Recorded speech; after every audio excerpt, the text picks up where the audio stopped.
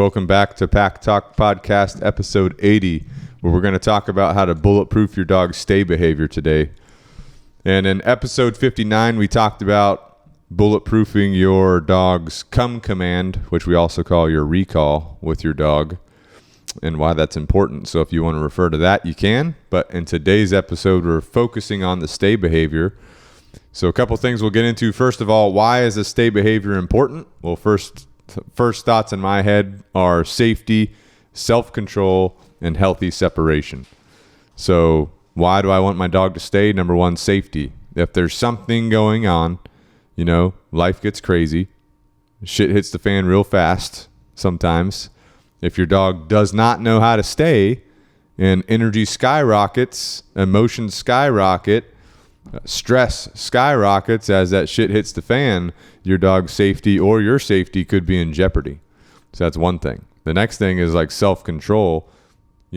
Learning how to sit still, learning how to stay in position is a self-control thing, which is super important for a lot of dogs, super important for us as people too. When me and Chris were at the Citadel, we learned a lot of self-control, standing at attention for hours and hours, right? So same kind of thing with the dog, having that self-control to stay in position, and other things are going to be going on around you, which leads into my third thought, which is healthy separation.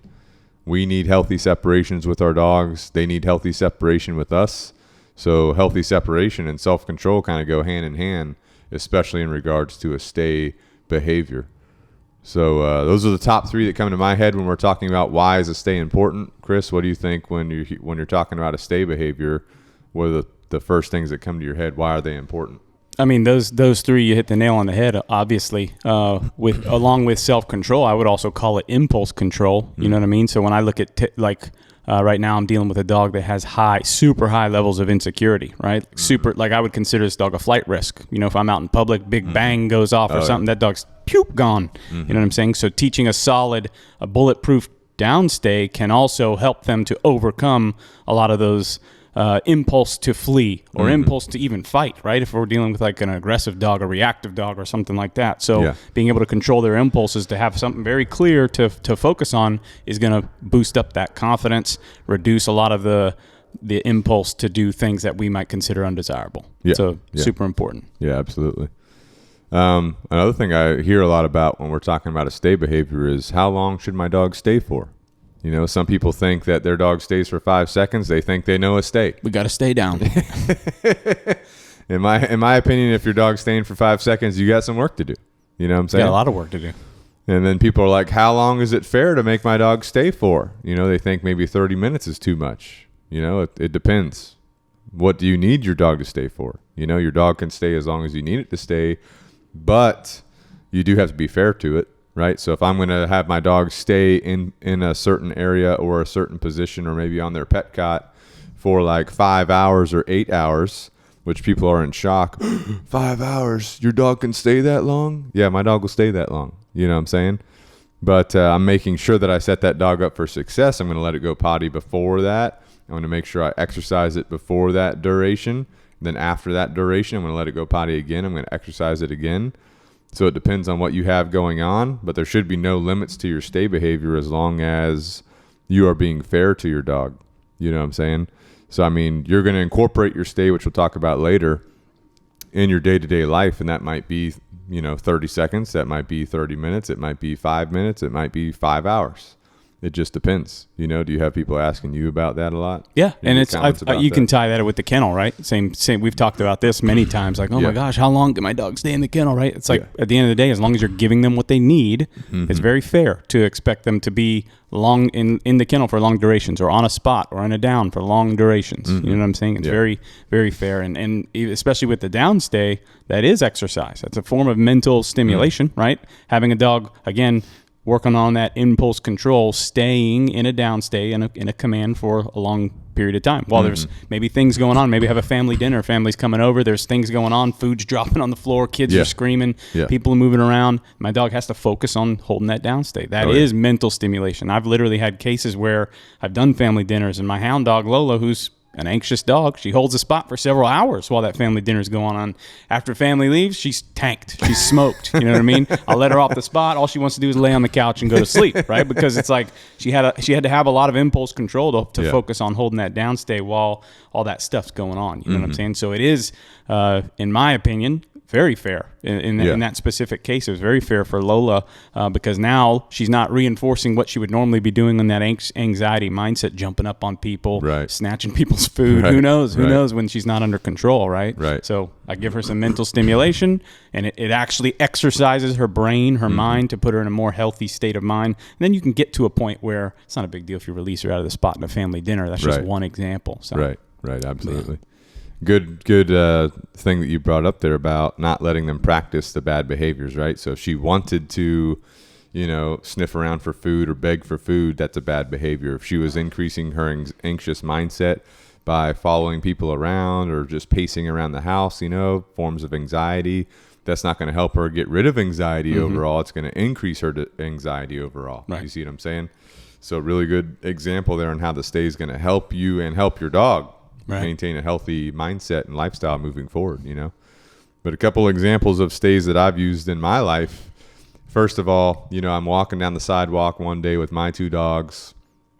All of a sudden, there's a loose dog running around. Some lady's trying to get her dog. You see what I'm saying? So I just put my dogs into a downstay. I help this lady wrangle up her dog. I'm not even worried about my dogs. They're just laying in the grass. We help get this lady her dog. She's on her way. You know what I'm saying? Because the dog had gotten off leash somehow. She had no off-leash control, obviously. And once that was over, my dogs are maintaining their downstay. I just walk back to them. I get them up, and then we start walking again, right? So that's one example of how a stay could benefit you if you're wanting to help other people, right? And you have peace of mind that your dogs are just going to maintain that downstay. You see what I'm saying? Another thing that's happened to me before is walking on a hiking trail with my 2 dogs. They're off-leash. They're hanging out. They start barking at something on the ground. I quickly realize that it's a venomous snake, a copperhead. Call my dogs to me because I've bulletproofed that come command, put them in a downstay immediately, and then I walk over to the copperhead. I identify that, hey, it is a copperhead. It's sitting here. It's pissed off.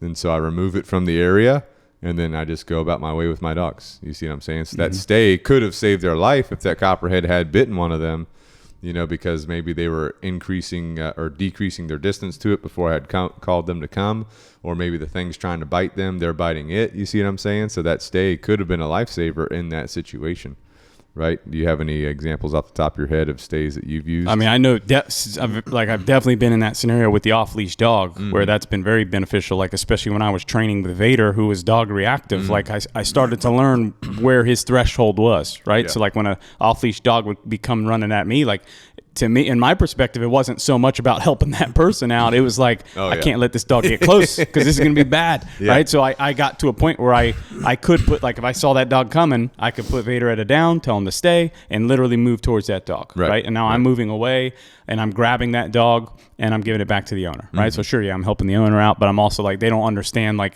you know, hey, I'm helping my dog out as well. Helping your dog, we're all helping each other out here because it's going to be bad if your dog gets close. You know what I'm saying? And then I go back to Vader, and then in our relationship, what does that do for Vader? He sees that I can control the environment. There's no need for him long term. He's going to be less reactive and whatnot. So I've definitely used that scenario multiple times. I've also had scenarios where I've had Vader and I'm working other dogs, like maybe a dog that I've fostered or even my personal dogs as I was going through some of their issues, and a dog fight breaks out between the 2 dogs that I'm working, right? Yeah. Before I get to that point, I've already bulletproofed my recall. I've already bulletproofed my sit, my down, my stay. I've bulletproofed those things, right? So now active dog fight with 2 big dogs that are, close to 100 pounds each. You know what I'm saying? And I can very quickly separate them down. Boom, they give me that down immediately, and the fight stops. Right now, I'm in control. So like, again, just having that as like muscle memory is what is a bulletproof stay, and that's going to help you in life. Yeah, absolutely. All right, so where does a stay fall in the overall training progression? Episode 28, we talked about the steps to training your dog. We talked about our training progression, what we do from point number 1 to final point, from start to finish. And so the stay is going to be throughout that progression overall. You can refer to episode 28 if you want to hear that discussion again, where we talk about starting and finishing a dog and everything that we're doing to get the dog from where it's starting at to where you want it to be at. But the stay, you can start that kind of ASAP, because when we're doing our engagement work, we're also working on muscle memory for obedience work. In that muscle memory, we're already going to start developing our stay command. But it's going to be finalized as we finish up the accountability piece, and the remote collar conditioning portion of the training progression is where that stay will generally be pretty much finalized. And then we'll focus on generalization of it and taking it out to distraction areas to, just make sure that it's 100% done. So the stay is going to come throughout your overall training progression. Again, it's one of our, the come command, the stay command are like our 2 safety factor commands. They're the most safety conscious commands, ensuring your dog's safety. So we're putting a lot of emphasis into those throughout the training progression, right? So while we're talking about it, what are the main aspects of the stay and how are we going to build that stay? Well, there's 3 main aspects to a stay command. Number 1, we have duration, which is the amount of time that the dog is in that specific position, whether it be a down position or a sit position or a standing position. It doesn't really matter, honestly. But we generally will do it in a down position because that's going to be more comfortable for a dog overall. Down is a calming position, right? So if the dog is laying down, in general, they're going to build more calmness. Also, if you have like a dominant dog that might be resisting you mentally, right? That down position is more of a submissive position. So it's going to help that dominant dog respect your leadership a little bit more overall. You see what I'm saying? So that duration piece is the dog's amount of time in position. That's the first thing we focus on. The second thing we focus on is distance, and that's distance from handler to dog, right? So at first you're going to be right next to your dog, then you're going to increase distance from them, which we'll detail out here in a minute. And then we have distraction, which is, hey, your dog maintaining that behavior despite what's going on around you. You see what I'm saying? So the 3 main aspects of the stay that you have to focus on, you break them down, is number 1, duration, number 2, distance, number 3, distraction, also known as triple D. So with that being said, when you're building this, let's detail it out real quick. So first of all, we need some engagement, which means that our dog is focused on us. Our dog wants to pay attention to us. We're building relationship, right? And as we build that engagement, we're going to start muscle memory for different obedience positions. We're going to start luring that dog into different positions. Or if that dog is offering us an obedience position just genetically by laying down themselves, good to go with that, definitely. So we'll mark and reward that. Mark and reward means we're going to say good and deliver a food reward to them in general. Or we can mark yes and back up and let them come to us for a reward. But let's keep it simple. Let's use the verbal marker good, which means your dog maintains what they're doing. You step forward to them. You give them a food reward. So as we're working through muscle memory, we're luring the dog down. We're saying good. We're rewarding for going down, right? And at first when they lay down, they're going to pop right back up, right? Because they do not have any duration work. They don't know anything about it. If you see someone that's hammering the dog for not staying down without going through the luring and the muscle memory work, they're doing the wrong thing. It's not fair, right? So we're going to do lots of repetitions of luring the dog into a down position, marking good, rewarding them for going down. Maybe the dog's not going all the way down. This is what we call successive approximation, where we reward them for putting their head down, putting their elbows down, putting their butt down. So we're rewarding them for little baby steps to achieving the desired behavior, which in this case is a down stay. You see what I'm saying? So we reward them for just moving down. All we're doing is luring with them, marking, rewarding when they're hitting the down. We say, okay, we let them up, walk around. We do it again. We lure them back down. Once they get comfortable with that process, now it's time for duration, which means we are going to stay in the same position that we were in when we put them into the down with a lure, and we're at an interval of time going to say good and reward, good and reward, good and reward. And that might be 1 second between rewards. It might be 2 seconds. It might be 5 seconds. It's going to depend on the dog. But your goal is to start with a very short interval of time and slowly increase the interval of time where that dog is staying in a down position. They're getting comfortable with it. And now you can wait 3 minutes before you reward, 5 minutes before you reward, so far and so forth. But you're maintaining your position in relation to the dog, so you haven't moved away from them at all yet. You're just focused on them laying down, getting comfortable laying down for extended periods of time, and with less rewards happening. You got any other details to add to that? No, I mean, that's the only thing I would add.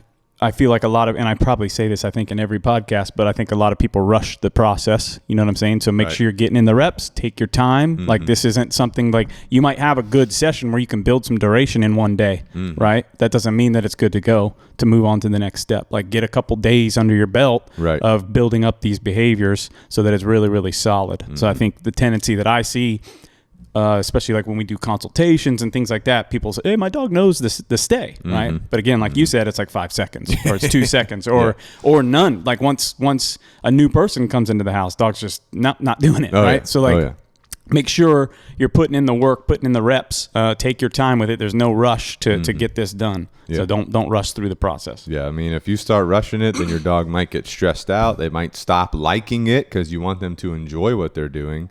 Now you've kind of backtracked, right? You know, and more likely they don't really understand it, right? So like you're not like, it's not really fair because they had one good session or one good day of doing it. Doesn't mean they really have an overall understanding of it. So they just need more reps. Yeah, absolutely. Just like with anything that we do, you know, it's going to take us more than one session or one day to grasp something. 100%. You know what I'm saying? Whatever you're trying to do. All right, so that's duration. That's the kind of detailed version of duration. Just keep in mind you're going to extend the interval of time between your rewards as you get your dog more comfortable with staying down. Once your dog is pretty comfortable staying down, I don't want to put a number on it, but you know, if you're comfortable sitting there for a couple minutes, not doing anything, just standing there, your dog's comfortable laying down, then you could probably start proceeding into the distance portion of the stay behavior. And the way you're going to do that is you've started in your same position that you were doing duration. Let's say your dog's laying down, you're just standing by their head. You're saying good, you're rewarding them right to their nose. Now you're going to take one step away from them. If your dog maintains position, you're going to say good. You're going to step back to where you started at and give them a reward, right? And before I proceed from there, let me just mention real quick that at any time during duration work or distance work, if your dog gets up, all you're going to do, you're going to take the leash, you're going to say no, little tug on the leash. You're not giving them a hard correction. You're just giving them a little soft pop on the leash. You guide them back to right where they were, where they originally had started to stay at, and you have them go right back into a down. And you can do that with a lure, okay? Remember, your dog doesn't understand this stuff. You're trying to build it up. It's different than if you had a dog that you sent to a trainer to get trained, right? This is if you've not sent your dog to a trainer and you're doing it yourself, or if you're a trainer doing this. You see what I'm saying? So if the dog gets up and during this process you say no, little pop on the leash, guide them back to where they were, put them back into a down, usually with the lure, and then you just go right back to whatever you're working on at the time. So at the distance, your dog's laying down, you're standing next to your dog, you take one step away, your dog maintains their down stay, you say good, you step forward, you reward. You take a step away, you say good, you step forward, reward. You're going to repeat that process. Now, once your dog's comfortable with one step, you're going to start taking a couple steps away. If your dog maintains the down, you say good, you start walking back to them, you reward, take a couple steps away, right? You repeat that process. And that's the distance piece. Now, we start with a 6-foot leash with all of our training. So we're going to get about 6 feet away from the dog, you know, in our distance work at first. Then we will progress from there by using long lines and off-leash work later on in our training. So I would say for you guys doing this at home, you know, get about 6 feet away. Once your dog's comfortable with that, then you could proceed into the distraction portion of the stay behavior. So before we do that, is there any other tips or tricks on the distance piece? Yeah. So, I mean, all dogs are different. I've had dogs that literally, like you, because think about when you're luring a dog into a down, you're literally bending over down with them. Maybe I may be even kneeling, right, and getting like almost down with them, small right? Dogs. And yeah, small dogs definitely. But some dogs can't even handle like you moving away from them. So like before you may not even be able to be at the point where you take one step away, you know, before like, let's say I lure, the dog goes into down and I just start to move back up and the dog's popping back up. You know what I'm saying? So again, successive approximation applies for us as well. Like I may just have to be getting that dog used to, like I might stay in my hunched over position or down on my one knee as I've lured them. And maybe I just say good. And I'm just moving my hand up to my bait bag. Good. Bring down another reward. Good. Just get them used to literally literally me moving my hand away from them. And then maybe I'm moving my foot up, right? Or I'm taking my knee off of the ground. Good, reward that, right? So you may have to baby step this, because some dogs, because I think we're doing, like at this point, we're doing a lot of engagement, a lot of rewards for being near us, focusing on us, paying attention to us. And so now we're trying to get to a component where we're creating distance from them. And some dogs can need a lot more reps, right? Because they're not clicking. They're like, hey, I'm supposed to be near you. I want to be near you, right? And so to get them to the point where you can take one step away, you have to maybe take a couple of other baby steps, you know? And then even when I get to the point where I can take one step, maybe that's too much. Maybe I'm just literally moving my foot back a little bit. You know what I'm saying? Yeah. But when I do baby step this and I get to the point where I can go out to the end of the 6-foot leash, I then I like to work in a circle around the dog, right? So as I get out, I say, good, I come in, I reward, I go back out to that 6 foot. Now I start, maybe I'll take a step to the right. Then I do the same thing. Good, reward. So you're working on your distraction. You're starting to put a little element of distraction for sure. You are, right? Yeah. But the distance also applies to where, because like some dogs don't like it when you're behind them. Yeah. Right? I can't see you. Right. I can't see you, right? And they don't understand they can adjust the look or whatever. They just pop up, right? And so now we're still working on a little bit of that distance, but it is definitely distraction, because you are the distraction at that point. Exactly. One thing before we move to the distraction piece is thing with distance that I've used before, a little trick, is the dog's laying down. Sometimes I'll put the reward between their paws for a dog that's like tempted to get up if I just move away. So I'll put my food reward right between their front paws because they're laying down, so they're eating it while I'm moving away. But sometimes I'll take like a couple pieces of food rewards, I'll put it in their paws, so now they're eating for like a minute or so as I move away, and then I step back again. And the reason why that is effective in some cases, again, this is not my go-to. My go-to is what we already talked about.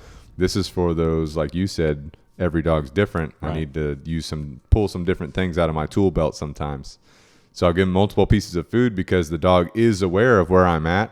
They're aware that I'm moving, but they're kind of, rewarding themselves through the process, right? And they're maintaining that downstay. You see what I'm saying? So that helps the dog get used to you moving away and coming back, for a dog that's a little bit sensitive to your spatial pressure. For sure. You see what I'm saying?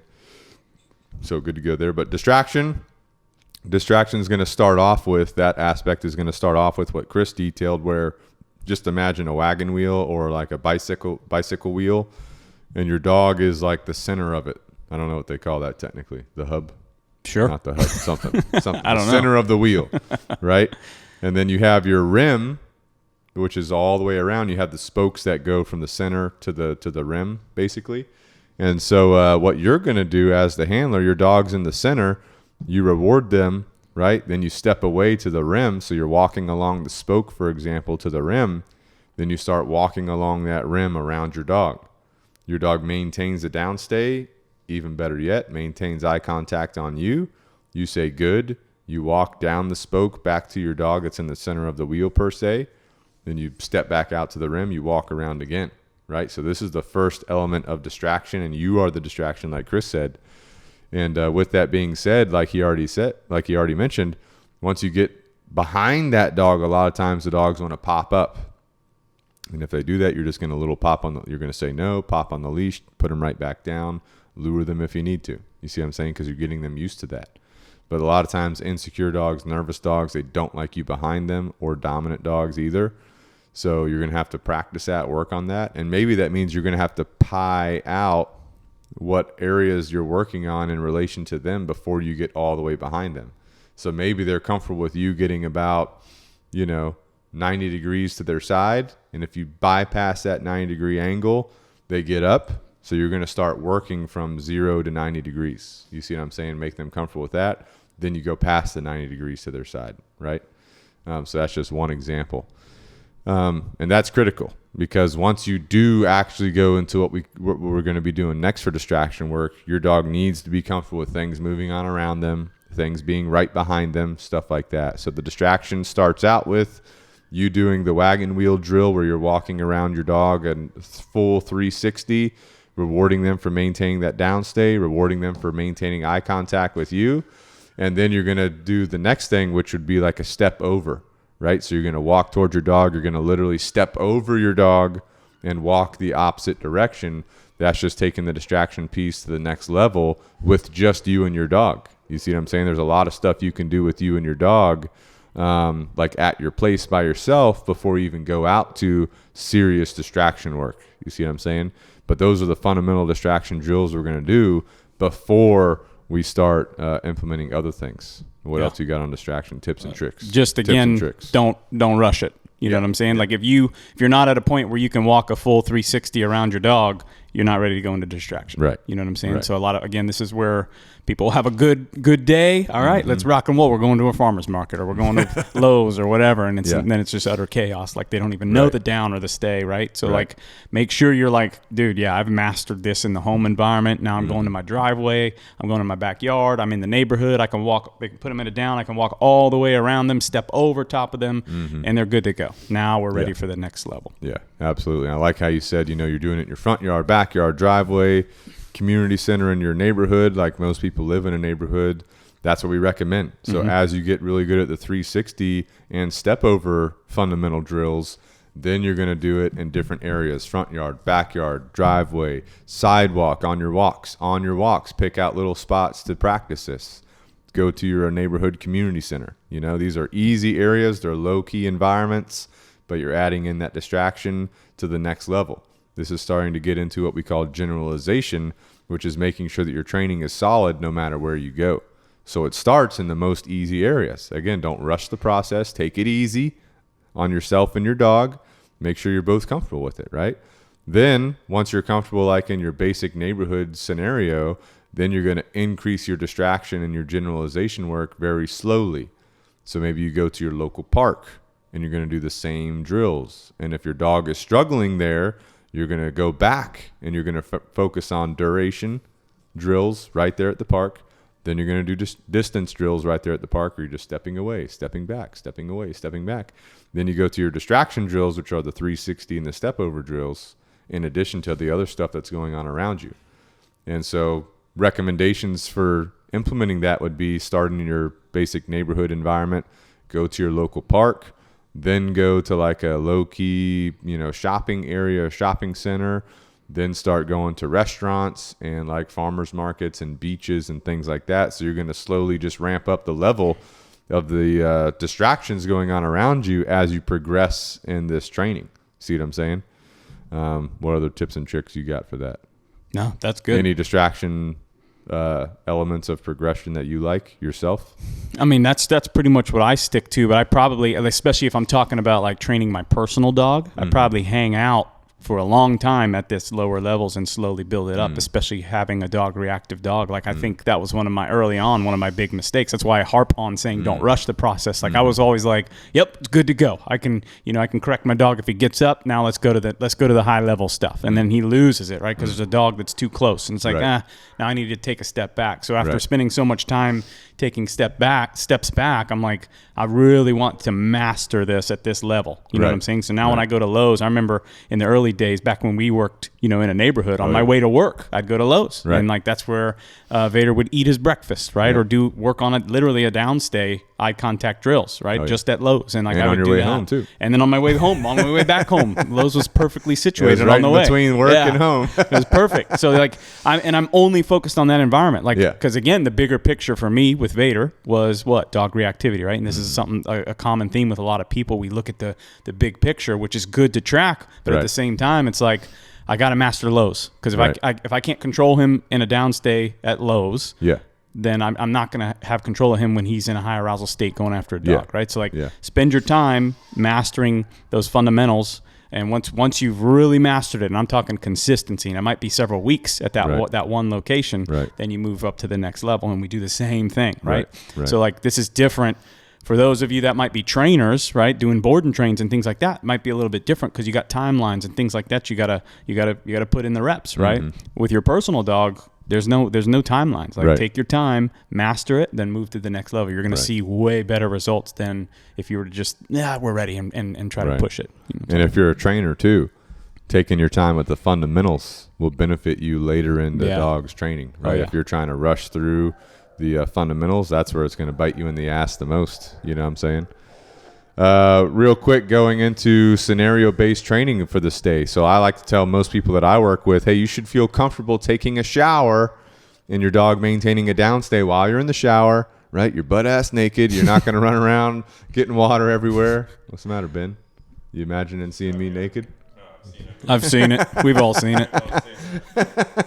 So I want you comfortable taking a shower with your dog, maintaining a downstay, and you not worrying. Not with your dog. Not with your dog. Not the shower with your dog. And your dog should not be like right outside your shower door. Like your dog should be in your living room. You're in your bathroom in the shower. You see what I'm saying? That might be upstairs. It might be on the same level. It depends. So what are you going to do to get to that point? You're going to do scenario-based training for the stay with your dog, which is kind of like part of distraction training. But what you're going to do is just like practice downstays in your home while you're doing other things. So you might be cooking your breakfast, right? You might be in your bathroom cleaning your bathroom, right? Or you might be in your bathroom using the bathroom, and then you come out to check on your dog, right? So you're going to have to practice. That's like a distance and a distraction piece where you're moving out of sight from your dog, which we haven't really discussed, but your dog needs to be comfortable with you being out of sight, out of mind, and they maintain that behavior because of their respect for you and your boundaries. You see what I'm saying? So I want everybody to get to that point where you're comfortable going out of sight from your dog and then coming back and your dog's right there. And knowing while you're gone that your dog is just going to maintain that stay. So I'll tell you a quick story. This was when Chris was an apprentice. Me and Chris went to lunch one time because let me tell you another story. Oh, here we go. Whenever Chris started working at Canine Revolution, I started eating out a lot more. This is false. Because Chris, came from the law enforcement world, and they just go out to eat all the time, and he was still in that habit. This is fake news.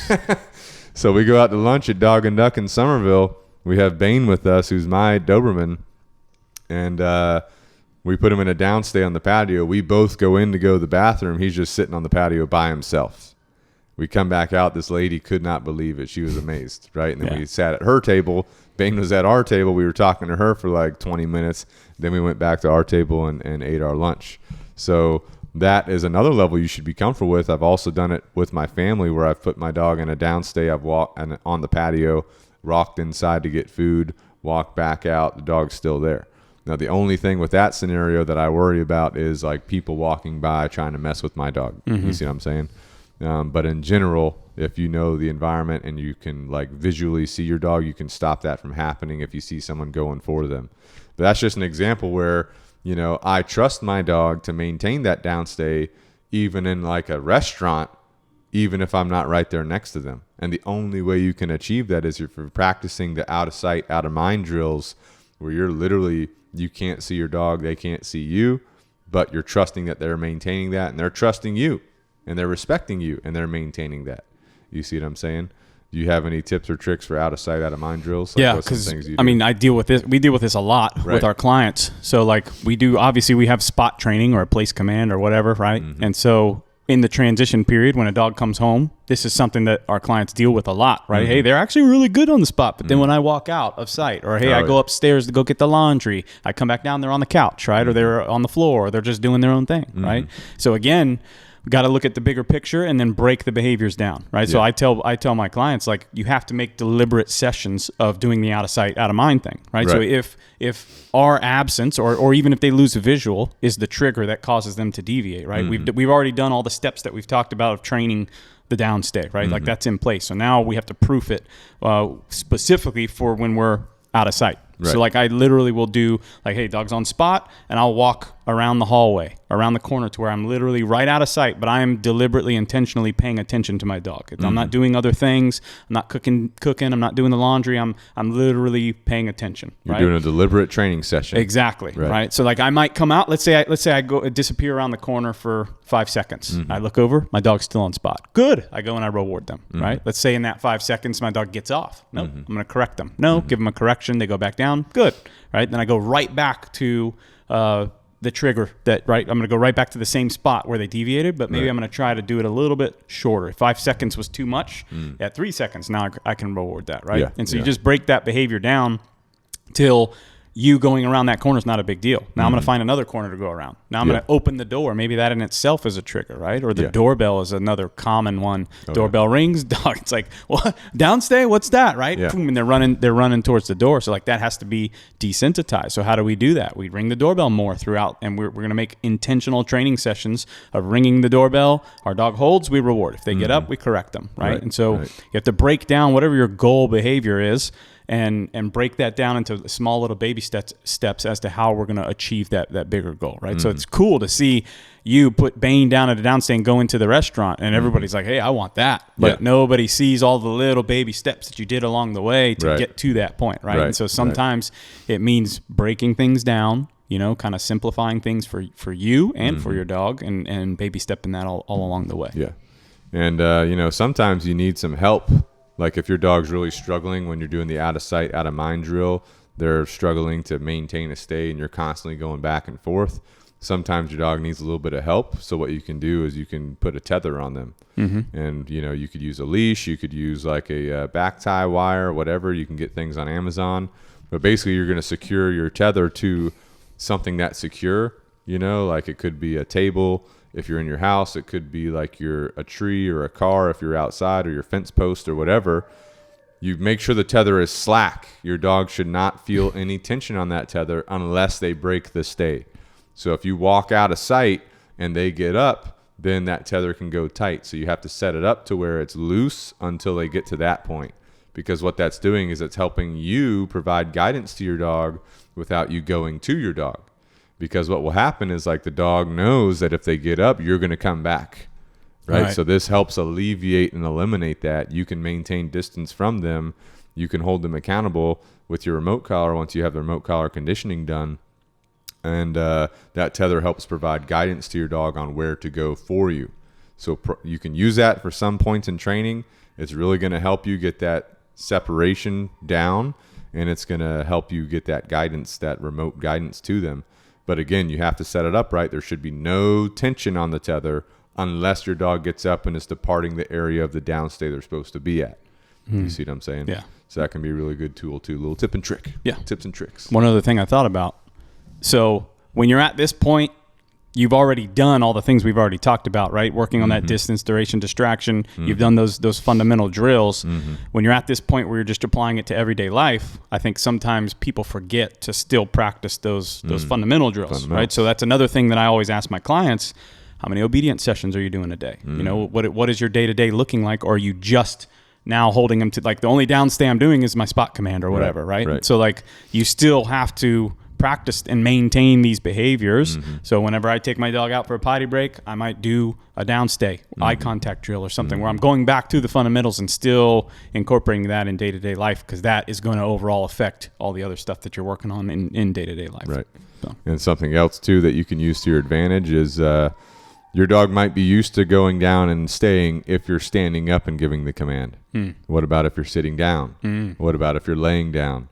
What about if your back's to them? So you can change aspects of your position in relation to your dog's position and still have them adhere to you, So like, for example, I can drive my golf cart, like my dogs will walk with my golf cart, whatever. I can stop it. I don't have to get out. I can tell them down, stay, and they will, because I've practiced that with them. You know what I'm saying? So if you want to be able to do stuff like that, like golf carts are really big nowadays, especially in these communities that have golf cart trails and paths. Teach your dog to walk next to your golf cart, you know what I'm saying? And then if you need to put them in a downstay, you can without even departing your golf cart. Yeah. You see what I'm saying? If you need to like drive across the road to your like mailbox and back, your dog will stay on the safe side of the road in a downstay while you're doing that. You see what I'm saying? So that's just more things that you can detail out in your distraction work, generalization work, and I mean, the opportunities to use this are endless. Yeah. So think about your life, think about things you like to do, and practice to getting the stay and the down incorporated into those things you like to do in life, right? So for me, for example, a couple things I like to use a stay for are, if someone comes to my front door, I'll put my dog on the spot in a down stay, which is their pet cot. I'll just put them on their pet cot in a down stay before I answer the door. You see what I'm saying?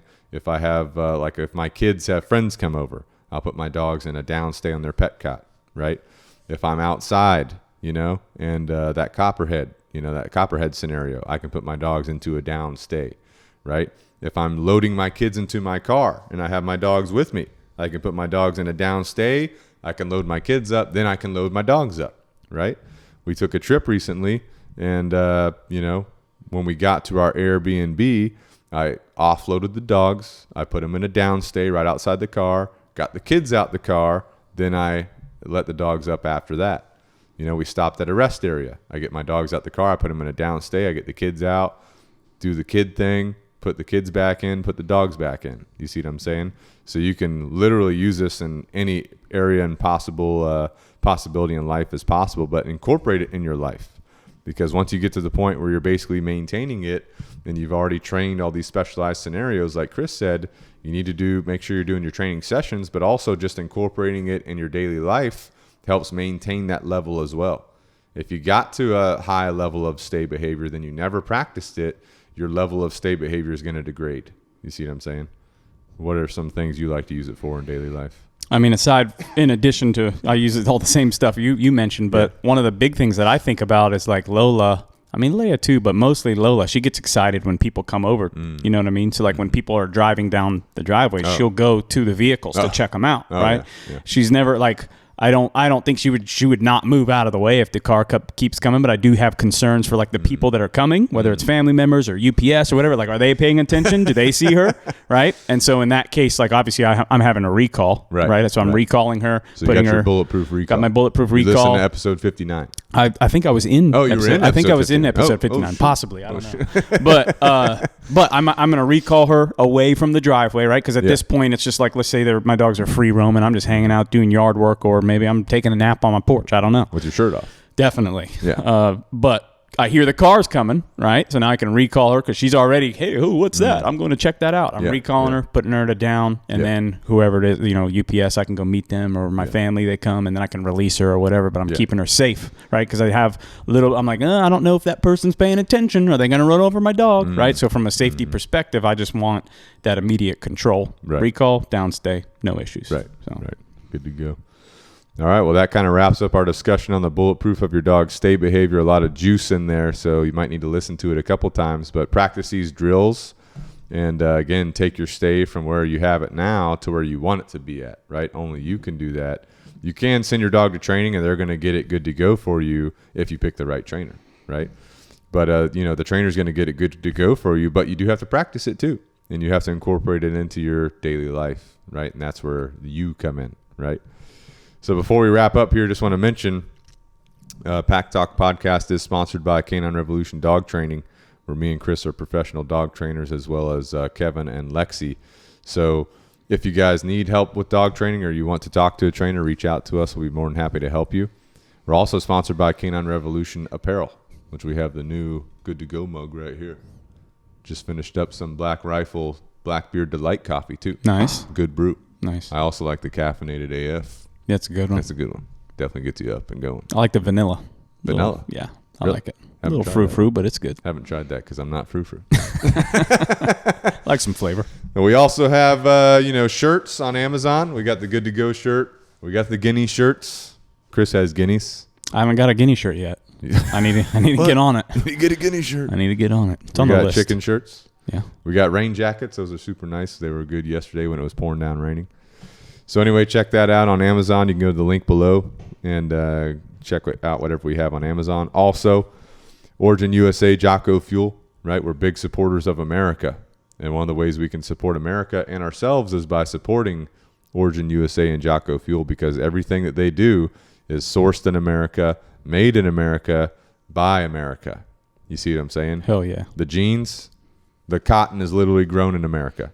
The rivets in the jeans are literally manufactured in America. Everything's 100% America. You see what I'm saying? And they're the most comfortable jeans ever. Way more comfortable than any other pair of jeans. Which, by the way, if you didn't know, they're dropping a new rash guard today at 12. No, I didn't know. Limited edition. Nature is metal. Really? Nature is metal. Might have to jump on that. Today at 12. Limited run. It's probably going to get sold out within 60 seconds. I'm going to try and be on that 60 seconds. So anyway, Origin USA, you can use promo code SINGER101 for 10% off. Also, Jocko Fuel supplements. made in America, sourced in America, for America, by America. Good for you. See what I'm saying? So you could get a monster from the gas station. If you want to die. That's about $2.70.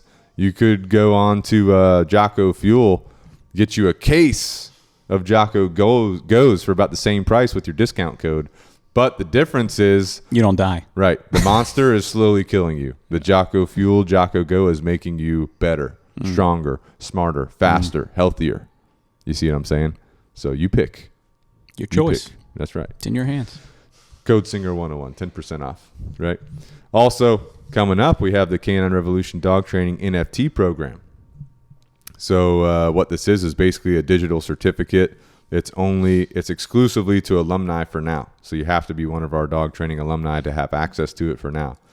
And we're pretty close to releasing it probably here in the next month or so. But what you're going to get is you're going to get a digital certificate where you can present it to local businesses and they will give you some kind of promotion or discount for being part of the community. So a couple of the businesses we're working with so far, we have a lot more we're working on, but these are ones that have committed. We have Black Force MMA with Dwight Decker, which you can listen to his podcast. And me, Chris, and Ben train there multiple times a month on our jiu-jitsu and self-defense. But super important, right? And a couple things that jiu-jitsu does for you, it forces you to be flexible, right? So if you're not flexible, you're going to start getting flexible, right? It also forces you to get comfortable touching other people in close proximity. Or getting touched. By other people. Which is going to help you in the long run, because if you're in some kind of altercation and you go hand to hand with somebody, you're used to that. Maybe you embrace it. Maybe you enjoy it. You want that to be familiar. I mean, I like it when people touch me. We know that. We know that. Jiu-jitsu. Yeah. Outside of jiu-jitsu. He likes it a little too much. If you touch me outside of jiu-jitsu, I might do some jiu-jitsu. Yeah. You see what I'm saying? Mm-hmm. So anyway, Black Force MMA, you can definitely, work with them. Velasquez Company, this is my buddy Antonio, who's done all the fencing on our property, right? If you've ever come out to our property for dog training or boarding or whatever, all the fencing that was put up by his guys. And he painted your house. Yeah, he does painting. That's his main thing, is painting.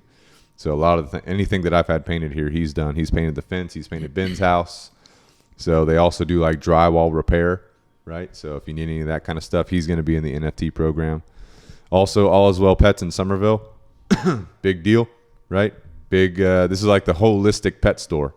So they got the food that's good for your pet with no fillers, nothing it's kind of like Jocko Fuel, but like dog version. Yeah. You know what I'm saying? It's good for you. I mean, we've sent clients there with dog allergies and they've resolved them. No medication, nothing, just from changing diets and stuff. They're nutritionists on staff and all that will help come up with the plan for you and your dog to get your dog good to go, right? They have allergy tests there, which I just had Ben pick up one for one of our clients who's having some allergy issues. So they're going to test and then they'll know what actions they need to take immediately. Mm-hmm. You see what I'm saying? You can do all that through their store. And also the owners have come up with their own line of pet care. So they have their own shampoo line to get rid of the bad stuff in dog shampoos. They have Derma Ease, which is good for hot spots, irritations. You can use it, your dog can use it. You see what I'm saying? But they've made all that themselves, their own formulas. So they're involved with the program too. We have Sharpshooter Pressure Wash, which is technically Chris's little brother. Technically. Not technically. He's my little brother. But Josh, if you need pressure washing on your house, your chicken coop, because he'll do my chicken coop for me when he comes out. Yeah. But he'll come out, he'll sharpshoot your house, get it good to go, get it clean, get your sidewalks clean from all the chicken poop that's on them. My outdoor gym, he's got to pressure wash that thing. Really? There's chicken poop all over that stuff. Oh, you're going to have him do it? Yeah. So that's good to go. Everybody needs pressure washing, you know what I'm saying? Especially if you're a home owner. That's critical. Twice a year. DT Mobile Detailing. So talking about pressure washing for your house, you got to take care of your equipment. You got to take care of your vehicle. Dave is a Marine Corps veteran. He also runs a mobile detailing business. He's the best. He's good. And his prices are the best. Yeah. You know what I'm saying? And even better with the NFT program. But he's been coming out once a year.